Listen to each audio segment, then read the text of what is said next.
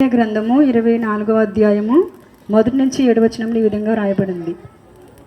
బబులోను రాజైన నెబుకద్నెజరు యూదా రాజైన యెహోయాకీము కుమారుడగు యెకొన్యాను యూదా ప్రధానులను శిల్పకారులను కంసాలులను యెరూషలేము నుండి చెరపట్టుకొని బబులోనునకు తీసుకుని పోయిన తరువాత యెహోవా నాకు చూపగా యెహోవా మందిరం ఎదుట ఉంచబడిన 2 గంపల అంజూరపు పండ్లు నాకు కనబడెను.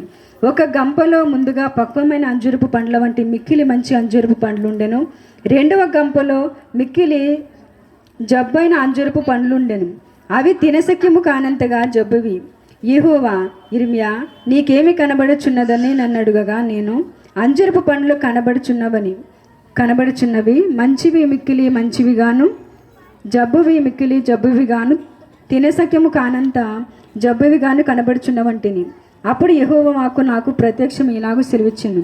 ఇశ్రాయేలు దేవుడైన యెహోవా ఆజ్ఞ ఇచ్చున్నదేమనగా వారికి మేలు కలుగవలెనని ఈ స్థలము నుండి నేను కల్దీల దేశమునకు చెరగా పంపు యూదులను ఒకడు ఈ మంచి అంజరపు పండ్లను లక్ష్యపెట్టుచున్నాను.